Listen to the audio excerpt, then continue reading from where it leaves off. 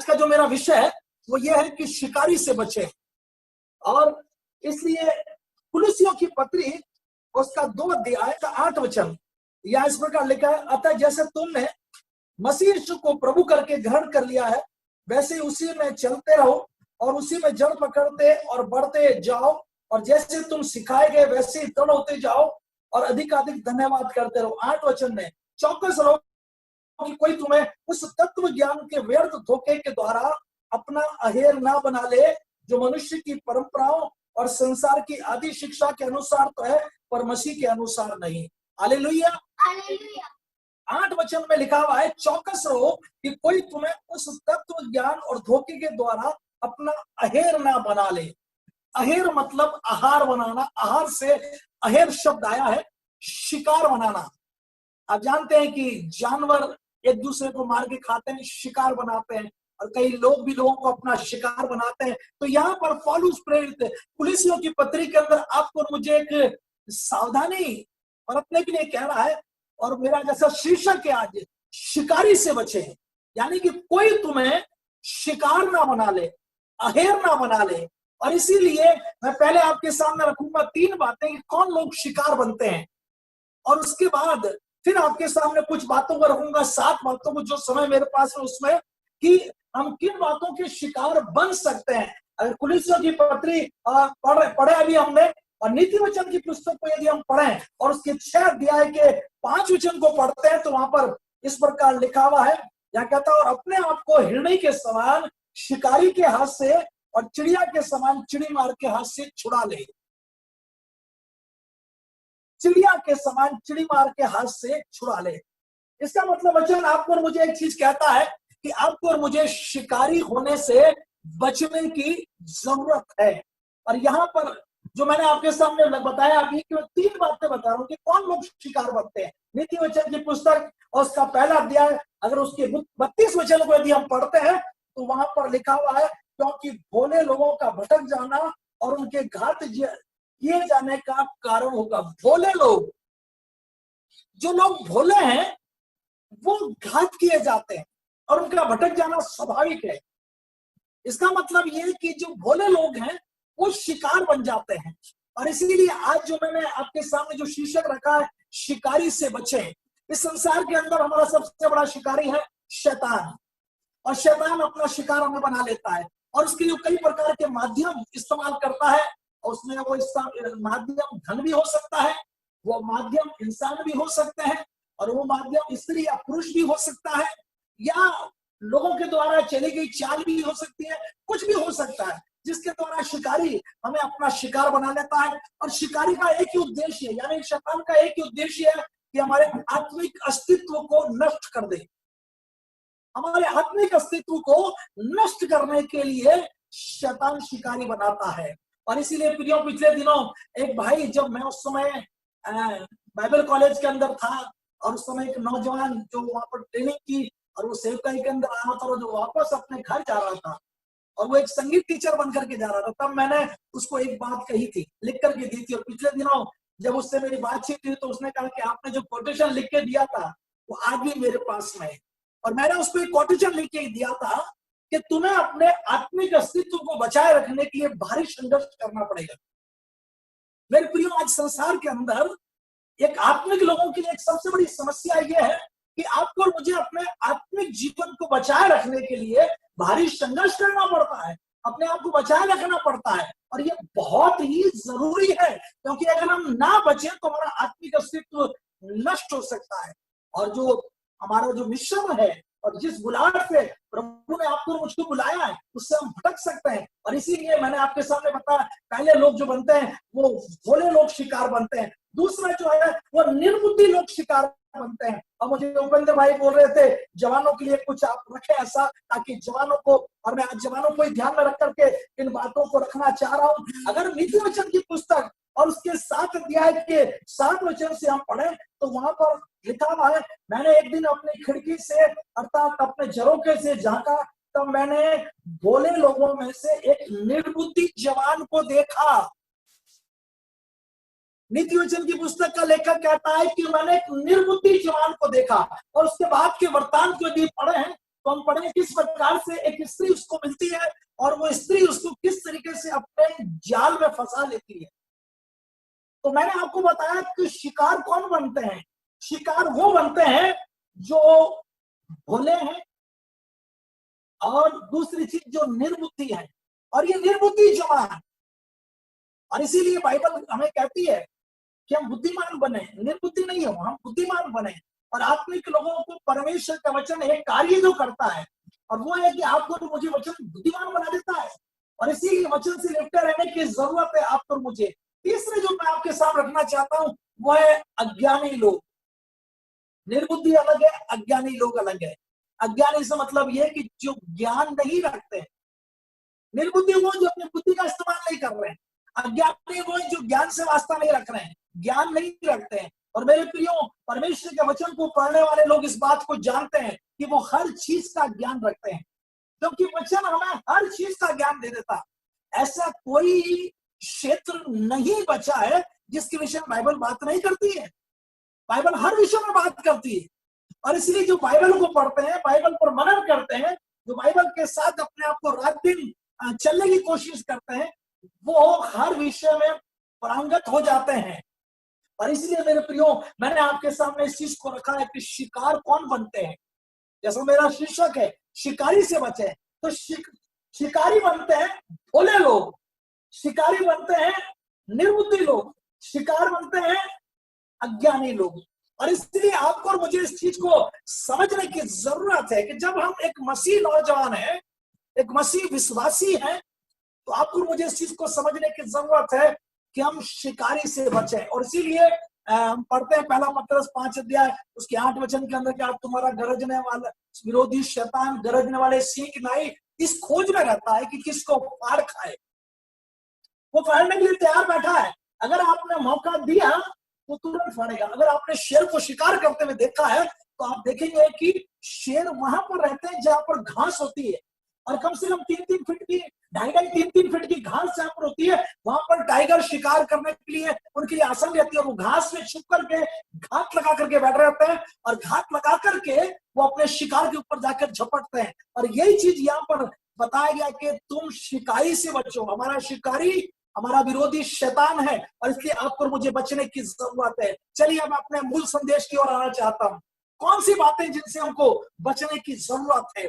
वचन आपके और मेरे सामने कुछ बातों कहता है, जैसा मैंने अभी कुलुस्सियों की पत्री में से आपके सामने पढ़ा है। और कुलुस्सियों की पत्री आपको और मुझे बताती है बहुत कुछ।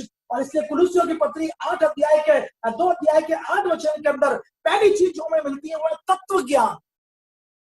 अब ये तत्व ज्ञान क्या है, हम अपने सामान्य भाषा में समझने के लिए विज्ञान, साइंस क्या है। साइंस तत्व को लेता है, पदार्थ को लेता है, तत्व को लेता है, और उसका निष्कर्ष निकालता है कि क्या चीज है, किससे बनाए, कैसे बनाए, कब बनाए, इन सारी चीजों की खोजबीन वो करता है। और इसलिए मैं आपसे एक चीज कहना चाहता हूं कि अहेर बनाने के लिए, शिकार बनाने के लिए आज तत्व ज्ञान का उस जमाने में भी इस्तेमाल किया जाता था, आज भी इस्तेमाल किया जा रहा है। और आजकल मैं एक चीज कहना चाहता हूं, जो साइंस के स्टूडेंट हैं वो अक्सर ये कहते हैं कि साइंस सब कुछ है, लेकिन मैं आपसे कहना चाहता हूं साइंस परफेक्ट नहीं है, तत्व ज्ञान परफेक्ट नहीं है। तत्व ज्ञान धोखे के अंदर रखता है, और इसलिए बहुत से लोग धोखे के अंदर हैं। अगर वर्तमान समय के अंदर यदि हम देखा जाए तो आज दुनिया की साइंस फेल हो चुकी है इस महामारी के कारण। जो डॉक्टर जिन चीजों पे घमंड करते थे, आज वो निहत्ते हैं और निरुत्तर है, उनके पास कोई उत्तर नहीं है। और यही चीज इस चीज को बताता है कि मैं आपसे एक चीज कहना चाहता हूं, परमेश्वर है सर्वोपरि और परमेश्वर का वचन है सर्वोपरि। और इसीलिए आपको मुझे बचने की जरूरत है। कई प्रकार का ज्ञान लोग हमको देंगे, यानी कि विज्ञान बताएंगे लोग हमारे को, अलग अलग चीजों का विज्ञान, यानी कि विभिन्न प्रकार का ज्ञान। तत्व ज्ञान क्या है? विभिन्न प्रकार का ज्ञान, विभिन्न प्रकार का ज्ञान। हर आदमी अपना ज्ञान आपके और मेरे सामने बांटेगा, और इसलिए आपको मुझे समझदारी के साथ जीवन को चलाने की जरूरत है। कुलुस्सियों की पत्री उन लोगों को लिखी गई है जो कुलुस्से नगर के अंदर जो विश्वासी थे, जो कलीसिया के लोग थे, उनको लिखी गई है। और इसीलिए यहाँ पर जो बताया गया, कोई तुम्हें अहेर ना कर ले, कोई तुम्हें शिकार ना बना ले। तो पहली बात जो मैं आपके सामने रखना चाहता हूं वो है तत्व ज्ञान। और आपको और मुझे समझने की जरूरत है इस चीज को। अगर आप परमेश्वर के वचन का ज्ञान नहीं रखेंगे तो दूसरा ज्ञान आपको अहेर कर लेगा, और इसीलिए बहुत जल्दी वो लोग शिकार बन जाते हैं जिनको परमेश्वर के वचन का ज्ञान नहीं होता है। और इसीलिए मैं आपसे एक चीज कहना चाहता हूं, परमेश्वर के वचन को पढ़े ही नहीं, परमेश्वर के वचन को मनन करें। क्योंकि एक चीज मैं आपसे कहना चाहता हूं, वचन सबके पास है, लेकिन वचन का रेवलेशन सबके पास में नहीं है, वचन का प्रकाशन सबके पास में नहीं है।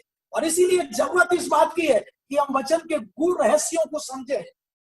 जब वचन के गूढ़ रहस्यों को नहीं समझते हैं, वचन की सत्यता को नहीं समझते हैं, तब एक चीज जो होती है वो कि दूसरा ज्ञान हमें अहेर कर लेता है। यानी दूसरे शब्दों में कि वो ज्ञान हमारे ऊपर प्रभावी हो जाता है। आज कितने लोग हैं तो चर्च के अंदर आते हैं और चर्च के अंदर विश्वासी बन जाते हैं, लेकिन जब किसी ज्ञानी व्यक्ति के पास चले जाते हैं, वो ज्ञानी व्यक्ति अपना ज्ञान उनको बांटता है और उस ज्ञान के शिकार बन जाते हैं वो, और प्रभु से दूर हट जाते हैं। और इसीलिए यहाँ पर आपको और मुझे जो बोला गया है वो कहा गया, चौकस रहो, चौकस रहो, सावधान रहो, अलर्ट रहो। क्या चीज है यहाँ पर कि तत्व ज्ञान से। दूसरी चीज जो बताया गया, व्यर्थ धोखे।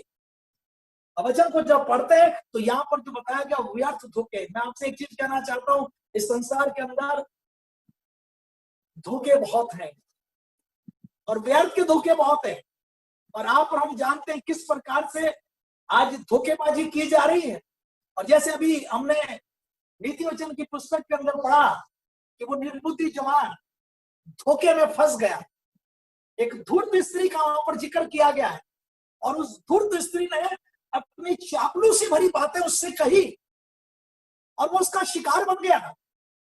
और आज कितने नौजवान हैं जो मीठी मीठी बातों के शिकार बन जाते हैं। आज कितने विश्वासी हैं जो मीठी मीठी बातों के शिकार बन जाते हैं और धोखा खाते हैं। और इसलिए आपको और मुझे परमेश्वर का वचन एक चीज कहता है, और वो ये कहता है कि आपको और मुझे धोखों से सावधान रहने। कौन से धोखे? व्यर्थ के धोखे, व्यर्थ के धोखे। और शैतान के लिए एक बात जो धोखेबाज है। अगर आप देखेंगे वचन को पढ़ते हैं तो उसने धोखा दिया, और धोखे में क्या बात कही? स्त्री से, हवा से उसने बोला तुम परमेश्वर के तुल्य हो जाओगे, जबकि ये बिल्कुल गलत था। ऑलरेडी वो परमेश्वर के तुल्य थे, क्योंकि परमेश्वर ने उनको अपने स्वरूप और अपनी समानता के अंदर बनाया था और वो परमेश्वर के तुल्य थे, लेकिन उसने उनको धोखे के अंदर रखा। और धोखा क्या था? जो मूल बात है वहां पर, वो धोखा यह था कि तुम आत्मनिर्भर हो जाओगे, तुम्हें परमेश्वर पर डिपेंड रहने की जरूरत नहीं पड़ेगी। और आज शैतान जो हमें धोखे के अंदर रखता है वो ये कि कोई भी किसी की अधीनता में रहना पसंद नहीं करता है, और शैतान एक धोखा देता है कि तुम इंडिपेंडेंट हो जाओ, तुम आत्मनिर्भर हो जाओ। लेकिन मैं आपको कहना चाहता हूं, ये शैतान का एक छलावा है कि आपको और मुझे आत्मनिर्भरता के धोखे के अंदर रखता है, जबकि हमारी सारी निर्भरता परमेश्वर पर होनी चाहिए। आदम और हवा इस धोखे के अंदर फंस गए और इसीलिए उनको अदन की वाटिका से बाहर निकलना पड़ा। आदम और हवा जब तक अदन की वाटिका के अंदर थे, उन्हें हर बात के लिए परमेश्वर पर निर्भर रहना पड़ता था, और इसलिए परमेश्वर पर निर्भरता उनके जीवन के अंदर आनंद लेकर के आती थी। और मेरे प्रियो, आज आप और मैं अपनी निर्भरता जब परमेश्वर पर दर्शाते हैं तो परमेश्वर हमारी हर जरूरत को पूरा करता है और शांति के साथ हम अपने जीवन को बिताने लगते हैं। लेकिन जब हम आत्मनिर्भरता की ओर चले जाते हैं तो शैतान के छलावे के अंदर फंस जाते हैं। ये बहुत गूढ़ रहस्य है, एक अलग संदेश है पूरा। लेकिन मैं आपसे कहना चाहता हूं, व्यर्थ के धोखे और धोखेबाज हमें धोखे देता है। अगर याकूब को देखें तो याकूब ने धोखे दिए तो धोखेबाज ने धोखे भी खाए। उसका जो ससुर था लाबान, उसने उसको धोखे दिए। अगर उसने अपने भाई को धोखा दिया, अपने पिता को धोखा दिया, तो उसको भी वहां पर धोखे खाने पड़े। और ये बताता है परमेश्वर का वचन आपको और मुझे कि अगर हम व्यर्थ के धोखों में फंस सकते हैं, और इसलिए आपको और मुझे सचेत सावधान रहने की जरूरत। तीसरी चीज जो यहाँ पर बताया गया है 8 वचन के अंदर, वह परंपराएं। अब कौन सी परंपराएं? ये परंपरा है मनुष्य की परंपरा है। और जो यह वचन को जब हम पढ़ते हैं तो परंपराएं कौन सी? आदि शिक्षा। आदि शिक्षा से मतलब वो है कि जो पुरातन कालीन शिक्षाएं हैं, परंपराएं जो मनुष्य की बनाई हुई परंपराएं, आज कितने लोग हैं जो परंपराओं के अंदर फंसे हुए हैं, और परंपरा की जड़ें इतनी गहरी है कि मसीह में आने के बाद भी लोग उन परंपराओं से पीछा नहीं छुड़ा पाते हैं। मसीह में आने के बाद भी, जबकि मसीह ने इन सबसे हमको आजाद कर दिया है और उनका पालन करने की जरूरत नहीं है, लेकिन फिर भी आपको मैं एक चीज कहना चाहता हूं, अगर जब नए नियम की कलीसिया जब स्थापित हुई और उन दिनों के अंदर हम एक चीज को देखते हैं कि कलीसिया के अंदर भी एक विवाद छिड़ गया। और विवाद क्या छिड़ गया कि जो लोग मसीह में आ रहे हैं उनको खतना कराना जरूरी है, अन्य जाति से जो मसीह में आ रहे हैं उनको खतना कराना जरूरी है। और अगर पौलुस ने अगर इसका सही स्पष्टीकरण नहीं दिया होता तो आज कलीसिया का रूप कुछ और होता। लेकिन परमेश्वर का धन्यवाद करते हैं कि पौलुस ने इसका सही समाधान किया। एक परंपरा थी, ये परमेश्वर के द्वारा ठहराई गई एक वाचा थी, लेकिन ये परंपरा के रूप में बन गई थी। लेकिन नए नियम में आकर के समाप्त कर दिया गया और कहा गया कि हमको खलड़ी की खतना करने की जरूरत नहीं है, परंतु हमें मन का खतना करने की जरूरत है। और इसीलिए मेरे प्रियो में आपसे एक चीज कहना चाहता हूं, बाइबल के अंदर परंपराएं नहीं है, बाइबल के अंदर परमेश्वर का वचन है जो सीधे साधे शब्दों के अंदर आपको और मुझे उन बातों को कहता है जो हमारी पहुंच के अंदर है, जिनको हम कर सकते हैं। और उन बातों को जब हम करते हैं तो उनको करने के द्वारा हमारे जीवन के अंदर आशीष आती है। और इसीलिए कई लोग परंपराओं के अंदर फंस जाते हैं और कई लोग परंपराओं में फंसे हुए हैं और वहां से बाहर निकलना नहीं चाहते हैं और इसीलिए शिकार बन जाते हैं। कई बार लोग कहते हैं अरे तुम इसको तो मानते ही नहीं हो, तुम तो मसीह में आ गए तो तुम ये करते ही नहीं हो, तुम्हें तो ये करना चाहिए, तुम तो हिंदुस्तानी हो, तुम्हें वैसा करना चाहिए वैसा करना चाहिए। क्या चीज है ये मनुष्य की परंपराएं हैं, ये मनुष्य की परंपराएं, और इसके द्वारा हमारा आत्मिक जीवन नष्ट हो जाता है।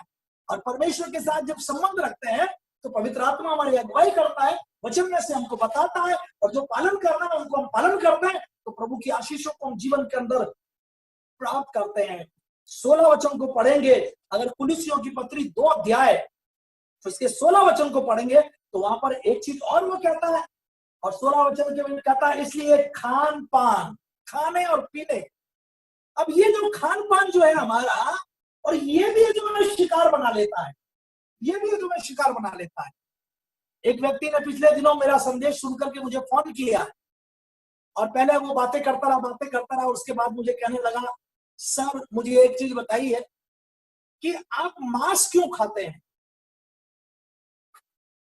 मांस क्यों खाते हैं, जबकि बाइबल के अंदर आप उत्पत्ति की पुस्तक को पढ़ो तो वहां पर लिखा है कि मैंने सारे बीज वाले फल तुझे खाने को दिए, छोटे बीज वाले फल तुझे खाने को दिए। बाइबल तो मांस खाने को नहीं कहती है, लेकिन मैंने उसके बाद उसको नीचे समझाया कि बाद में परमेश्वर ने कहा कि ये पशु पक्षी मैंने तुझे खाने के लिए आहार के रूप में दिए। लेकिन मैंने उनसे एक चीज और कही, मैंने कहा कि खाली क्रिश्चियन लोग मुसलमान लोग मांस नहीं खाते, अन्य धर्मों के लोग भी मांस खाते हैं। जैन मुनि तरुण सागर ने बोला है, अब जैन मुनि तरुण सागर तो अब संसार में नहीं रहे, वो इस संसार को छोड़ करके चले गए, लेकिन उनकी किताब कड़वे प्रवचन बहुत फेमस हुई है। और उन्होंने अपने कड़वे वचन किताब के अंदर कहा कि महावीर को किसी और ने बदनाम नहीं किया है, जैनियों ने बदनाम किया है मांस और मदिरा, मांस खा करके और मदिरा पी करके। ये कौन कह रहा है? जिसको हमारे हिंदुस्तान के अंदर राष्ट्रीय संत की उपाधि दी गई है, राष्ट्रीय संत की उपाधि दी गई है उनको, जैन मुनि तरुण सागर को। और उन्होंने अपने प्रवचन के अंदर भरे पंडाल के अंदर कहा कि महावीर को जैनियों ने बर्बाद किया, उन जैनियों में जिन्होंने मदिरा पी और मांस खा रहे हैं आज वो लोग उनको बदनाम कर रहे हैं। तो मेरे प्रियो में आज एक चीज कहना चाहता हूं कि बाइबल हमारे सामने इस चीज को रखती है कि खाना और पीना हमारे आत्मिक जीवन से कोई संबंध नहीं रखता, क्योंकि जो कुछ हम खाते हैं वो संडास से बाहर निकल जाता है। लेकिन कई लोग इन चीजों का शिकार बना करके हमें उलझा देते हैं, हमें उलझा देते हैं। कई लोग खाने के लिए मना करेंगे और कई लोग कुछ खाने को देंगे, और जब उनका खाने को हम मना करेंगे तो उसको लेकर के भी विवाद उठेगा। और इसीलिए मैं आपसे एक चीज कहना चाहता हूं, यहां पर क्या करा, कोई तुम्हें शिकार ना बना ले, कोई तुम्हें शिकार ना बना ले। और बहुत से लोग शिकार बन जाते हैं, जब लोग उन पर दबाव डालते हैं, अरे इसको खाने से क्या होता है, लेकिन मैं आपको अच्छी बताना चाहता हूँ कि खाने से फर्क तो पड़ता ही है। अगर फर्क नहीं पड़ता तो बाइबल में क्यों मना किया गया होता? आप समझ रहे हैं मैं क्या चीज कह रहा हूं? और इसीलिए आपको मुझे समझने की जरूरत है कि यहाँ पर कुलुसियों की पत्री के अंदर जो 8 वचन के अंदर से आगे से जो कहा जा रहा है, पौलुस यहाँ पर कह रहा है कि कुछ ऐसी बातें थी जो आत्मिक जीवन को नष्ट कर रही थी, आत्मिक जीवन को खत्म कर रही थी, और उनके बारे में पौलुस ने यहाँ पर विस्तार के साथ लिखा और समझाने की कोशिश की है। उनमें से पहली चीज मैंने आपके सामने रखा, तत्व ज्ञान, यानी कि ऐसा कुछ ज्ञान का तत्व का जो लोगों को अहेर कर रहा था, शिकार बना रहा था। और दूसरी चीज मैंने रखा व्यर्थ के धोखे, और तीसरी चीज मैंने रखा परंपराएं, चौथी रखी मैंने खान पान, और पांचवा जो बताया गया 18 वचन को पढ़ते हैं पूजा पद्धति। पूजा पद्धति के बारे में बताया गया है। अब ये पूजा पद्धति क्या है? अलग अलग तरीके से अलग अलग आराधना की जाती है, और पूजा पद्धति को लेकर के भी विवाद रहता है। 18 वचन के अंदर यहाँ पर आपको और मुझे लिखा हुआ है, कोई मनुष्य आत्मा की हीनता और स्वर्गदूतों की पूजा करा के दौड़ के प्रतिफल से तुम्हें वंचित ना कर दे, दौड़ के प्रतिफल से तुम्हें वंचित ना कर दे। मेरे प्रियो, मैं आपसे एक चीज कहना चाहता हूं, हम एक दौड़ के अंदर हैं। मसीह जीवन में चलना नहीं है, मसीह जीवन के अंदर दौड़ना है। और इसीलिए इस दौड़ से वंचित ना हो जाए, इसके लिए आपको और मुझे सावधान किया जा रहा है, इसके लिए आपको और मुझे सावधान किया जा रहा है। और बहुत से लोग हैं जो इससे वंचित हो गए, इससे वंचित हो गए। ये पूजा जो पद्धति है, मेरे प्रियो, मैं आपको एक चीज कहना चाहता हूं कि बाइबल हमारे एक चीज बताती है कि जो आराधना है, जिसको हम पूजा पद्धति बोलते हैं सामान्य भाषा के अंदर, जो आराधना है, बाइबल एक ही चीज कहती है, परमेश्वर ऐसे आराधकों को खोजता है जो आत्मा और सच्चाई के साथ उसकी आराधना करें।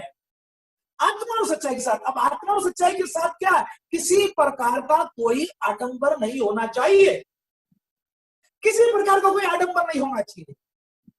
और उस जमाने के अंदर वहां पर कहा जा रहा था कि स्वर्गदूतों की पूजा की जाए, और अन्य चीजों को जो वहां पर बताया जा रहा था उनके बारे में कहा जा रहा था, और उसको स्पष्ट करने के लिए यहाँ पर बताया गया है, वहां पर बताया गया है स्पष्ट करने के लिए कि ऐसी कई प्रकार की चीजें हो सकती हैं और जिनसे आपको और मुझे बचने की जरूरत है।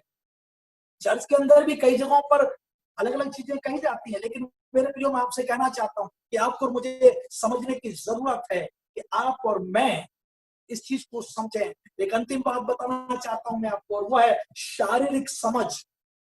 शारीरिक समझ। अब बाइबल एक आत्मिक समझ की बात करती है, दूसरी एक शारीरिक समझ की बात करती है। अब शारीरिक समझ और आत्मिक समझ में क्या अंतर है? शारीरिक समझ, बाइबल बताती है कि शारीरिक मनुष्य शरीर की बातों पर मन लगाता है, और आत्मिक मनुष्य आत्मा की बातों पर मन लगाता है। इसका मतलब अगर हम शारीरिक हैं तो हमारे पास शारीरिक समझ है, अगर हम आत्मिक हैं तो हमारे पास आत्मिक समझ है। और इसीलिए मैं आपसे एक चीज कहना चाहता हूं कि शिकार कौन बनते हैं? शिकार वो लोग बनते हैं जो आत्मिक समझ नहीं रखते हैं, जो शारीरिक समझ रखते हैं। ये नौजवान जिसके बारे में भी नीति वचन की पुस्तक के अंदर हमने भी पढ़ा है, वो पुस्तक हमें बताती है किस प्रकार उस नौजवान के पास शारीरिक समझ थी, आत्मिक समझ नहीं थी। और इसीलिए वो ऐसे उसके पीछे हो लिया जैसे बैल कसाई खाने को जाता हो कटने के लिए, वैसे वो उसके पीछे हो लिया। और मेरे प्रियो, हमारे पास जब शारीरिक समझ होती है तो हम भी इसी प्रकार शैतान के शिकार बन जाते हैं। और इसीलिए वचन आपको और मुझे कहता है कि कई लोग शारीरिक समझ के ऊपर घमंड करते हैं, शारीरिक समझ पर घमंड करते हैं। मैं आपसे एक चीज कहना चाहता हूं, आज का नौजवान, क्योंकि उसको मोबाइल मिल गया है और इंटरनेट मिल गया है और गूगल उसके लिए एक बहुत बढ़िया चीज है जो आजकल दुनिया भर का ज्ञान उसको दे रहा है। और इसलिए आज का जो नौजवान है वो अपने आप को सब कुछ समझने लगा है कि मैं बहुत ज्ञान रखता हूं।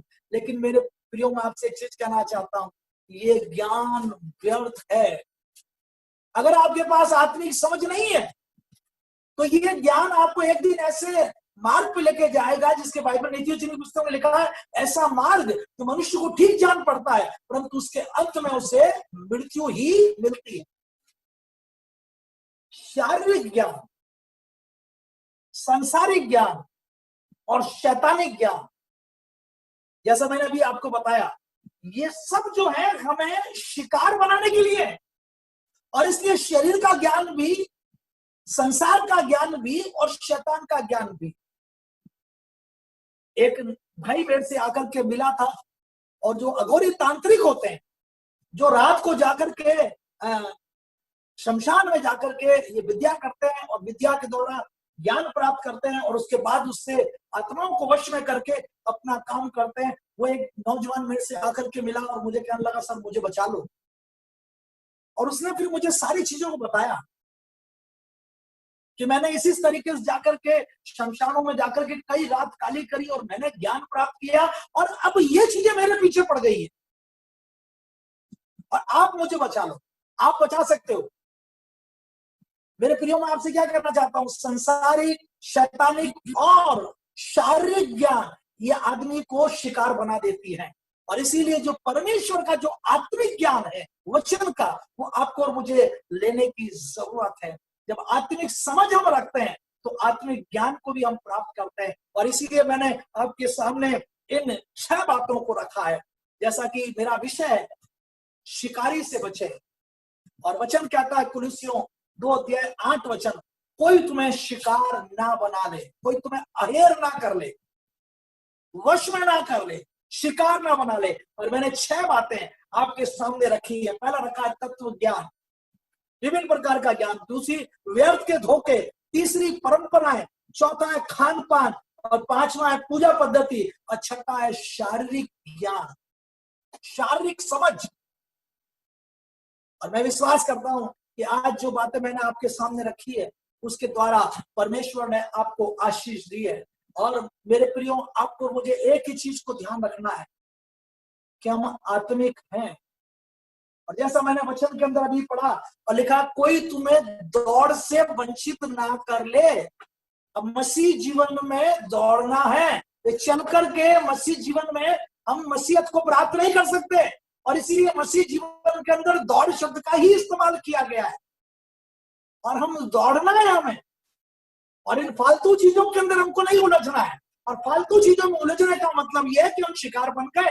एक धावक जब दौड़ता है तो अपने आप को फालतू चीजों के अंदर नहीं उलझाता है, वो अपने लक्ष्य की तरफ निशान रखता है, अपने लक्ष्य की तरफ निशान रखता है, ताकि दौड़ से वंचित ना हो जाए। और मैं विश्वास करता हूं कि आज के वचन ने आपको प्रोत्साहन प्रदान किया है, आपको आशीष दी है। और मैं चाहता हूं कि आप इन बातों से सावधान रहें और अपने आत्मिक जीवन को, अपने आत्मिक अस्तित्व को बचा कर रखें। प्रभु आपको आशीष प्रदान करे। आइए इस समय हम प्रार्थना करेंगे और समापन करेंगे और प्रभु से आशीष मांगेंगे। प्रभु यीशु, इस समय हम बड़े आदर, भक्ति और धन्यवाद के साथ आपके चरणों में आते हैं और हम आपको धन्यवाद देते हैं प्रभु परमेश्वर कि आपने अपने वचन के द्वारा आज हमारे सामने इन बातों को रखा है कि हम शिकारी से बचें।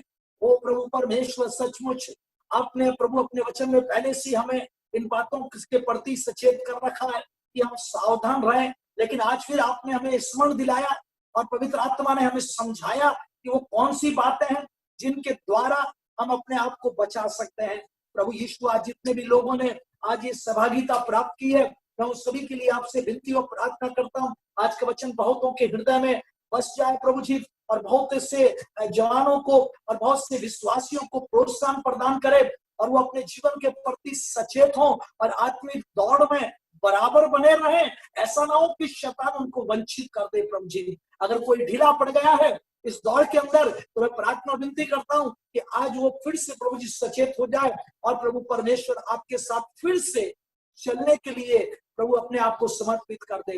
हम धन्यवाद देते हैं पास्टर उपेंद्र प्रसाद यादव के लिए, उनके परिवार के लिए, उनकी सेवकाई के लिए। प्रभु परमेश्वर, आपने उन्हें संभाला है और अपनी सेवाएं उन्हें दी है और उनको और उनके परिवार को आप अपनी सेवकाई के अंदर इस्तेमाल कर रहे हैं। इसके लिए हम धन्यवाद देते हैं। हम चाहते हैं भाई के जीवन पर आपकी आशीष बनी रहे और अधिक प्रभु जी आप उन्हें अपनी सेवकाई के अंदर इस्तेमाल करें।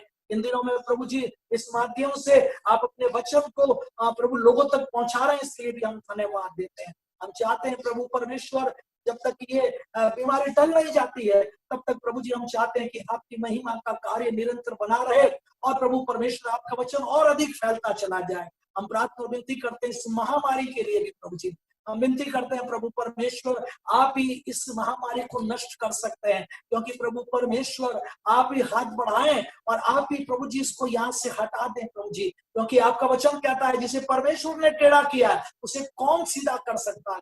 हम निश्चय जानते हैं प्रभु परमेश्वर ये आपकी ओर से है प्रभु जी, क्योंकि लोग प्रभु जी आपके विरुद्ध में चल रहे हैं। हम प्रार्थना विनती करते हैं लोग पश्चाताप करें, अपने जीवन को आपके हाथों में सौंपें और आपके साथ चलने वाले बन सके। प्रभु आपकी उपस्थिति हमारे साथ बनी रही, आपने अपने आशीर्वाद हमें दे दिए, इसके लिए धन्यवाद हो। हमारे भाई पास्टर उपेंद्र प्रसाद यादव पर, उनके परिवार पर, सेवा पर और आपके वचन की सेवकाई की उस पर आपकी आशीष चाहते हैं। धन्यवाद के साथ इस विनती को उद्धार करता यीशु के नाम से मांगते हैं, आमीन। अब हमारे प्रभु यीशु मसीह का अनुग्रह, परमेश्वर पिता का प्रेम और पवित्र आत्मा की उपस्थिति जो शिकारी से हमें बचा कर रखती है, हमेशा एक के साथ तब से लेकर सर्वदा तक बनी रहे, आमीन।